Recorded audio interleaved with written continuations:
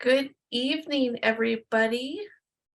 Welcome to Scholarly Selections. My name is Lynn Bai. I am a program facilitator here at the Washington State Historical Society. And by here, I mean in my house because we're doing this online today.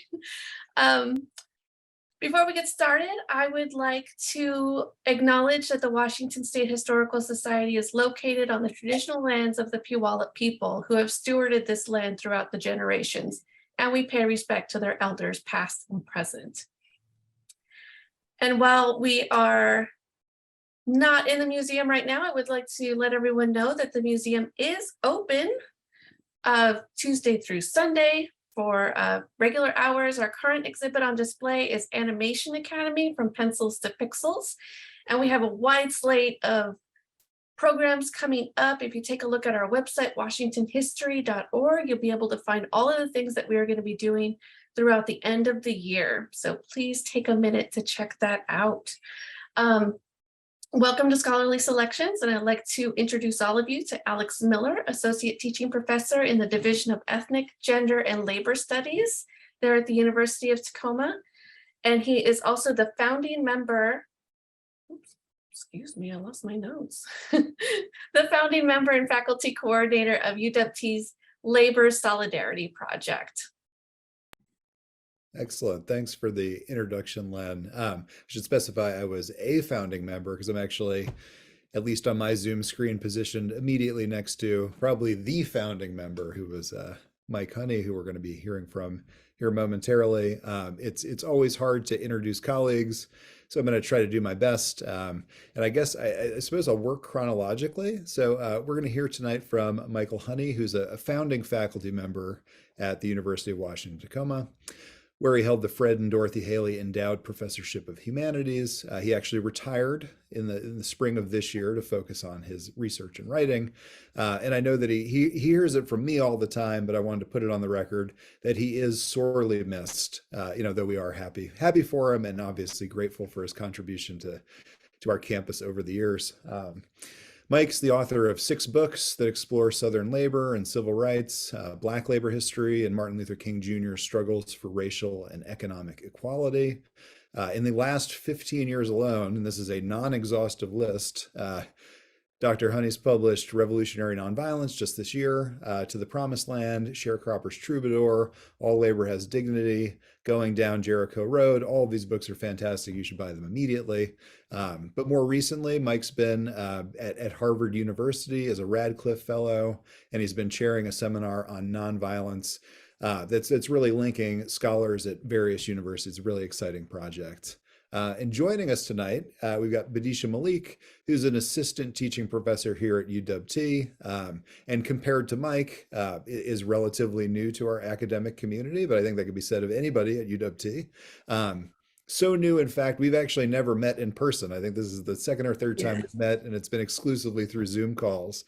But I'm really excited to learn more about her work. She's got a new book out, which is titled Legends in Gandhian Social Activism, Mira Ben and Sarah Laben, which examines the contribution of 2 European woman associates of Mohandas K. Gandhi, and focuses specifically on their work on the social development and environmental sustainability amongst mountain communities in India.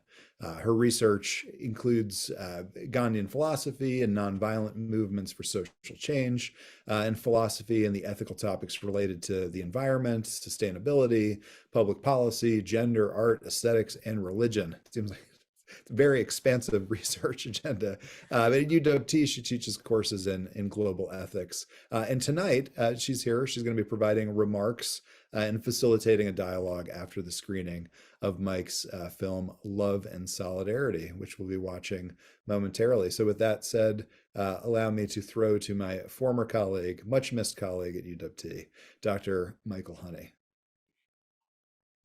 Thanks, Alex. That's great. Let me see if I'm doing everything. Can you all see that? Is that popping up on your screen? Okay. In a classroom or when I'm in any kind of public lecture, I always like to start with some images and some music. So I'm going to do that, even though we're on Zoom. I think it'll work.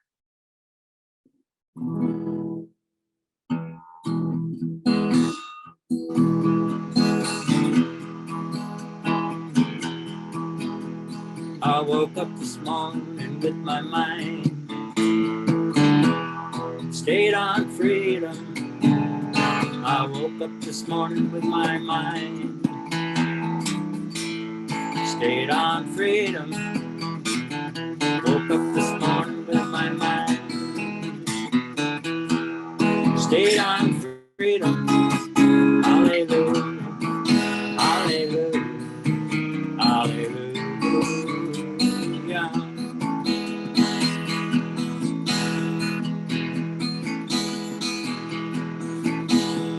Oh, walk, walk, walk, walk, walk, walk with your mind on freedom. Talk, talk, talk, talk, talk, talk with your mind on freedom.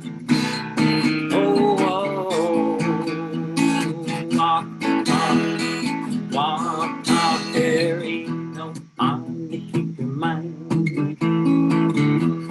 stayed on freedom. There ain't no harm to keep your mind stayed on freedom. Ain't no harm to keep your mind stayed on freedom. Hallelujah, hallelujah, hallelujah,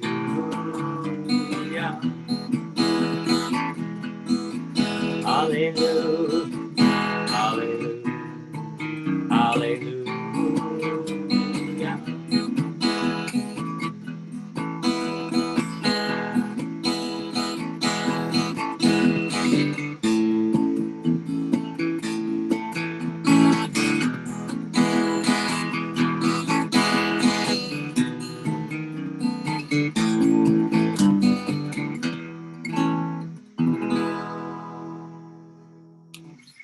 So behind the scenes in all of these movements is someone named James Lawson. Sometimes he's in front of the crowd, and you'll see in this film when he's in front of the crowd in Memphis and other places. But his primary purpose was to teach and get people to understand the basic methods of nonviolent direct action. So I'm going to bring up this other slide. Maybe I can keep them both up now. So you might think about this when we're watching the film. The film is not real long, it's 38 minutes. It's designed for discussion, so I try to keep it not too long. And it's based on talks that James Lawson gave at the UW Tacoma in 2008.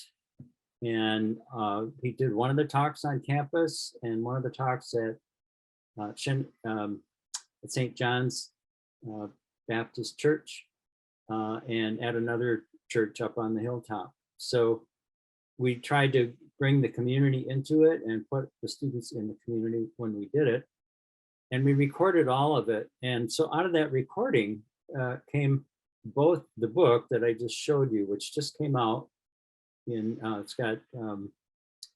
it's primarily James Lawson's writing and speaking, but me doing a lot of the editing and also writing an introduction, and Kent Wong at UCLA Labor Center writing a bio of James Lawson, and Angela Davis, the great freedom movement scholar, giving us a really nice preface, and Brian Stevenson from the Center for Justice down in Alabama giving a nice, at the end, kind of a dialogue with Reverend Lawson. So I'd urge you to get the book. It's not long. I'll show it to you here. It's less than 200 pages, and that was a great achievement. And actually, it's only about 130 pages. It's designed so you can have it in your backpack when you're in a demonstration, and when you're starting to wonder, what are the steps of nonviolent direct action, you just open it up and go to that section of the book. So the film and the book link civil rights and labor rights and peace issues all together. And so one question to think about is, why is economic justice so central to the things that Reverend Lawson did in all of these movements?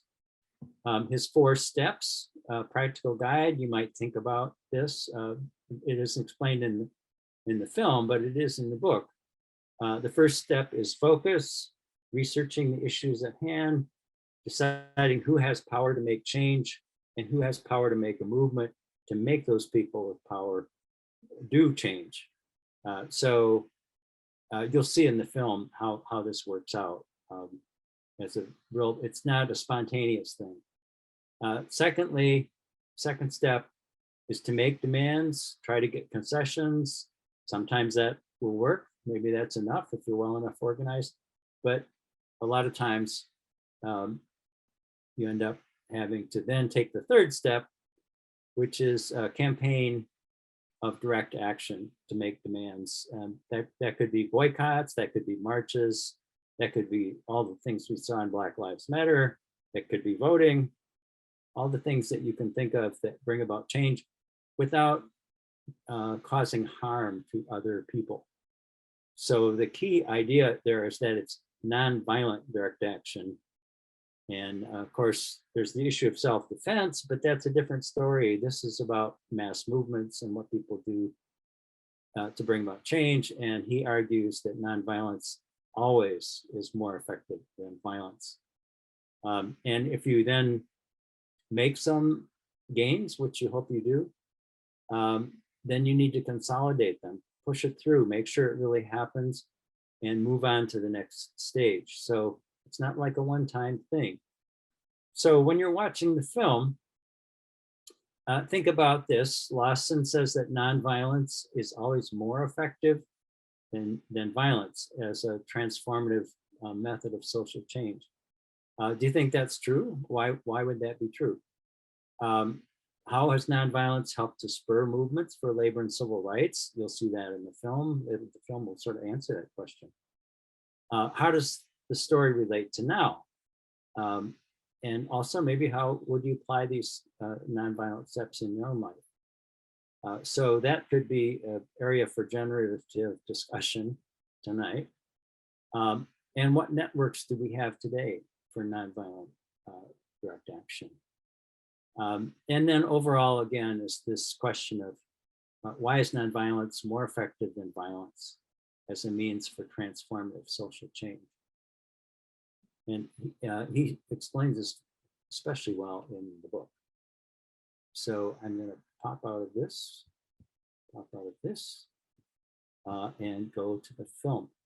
Any questions or anything that isn't working right before I start the film? Casey, are we good? Say that again. Is there any problems? Is everything showing up okay? Yes. Okay. So here we are at the film. We're going to watch this film, and we have the ability to do it.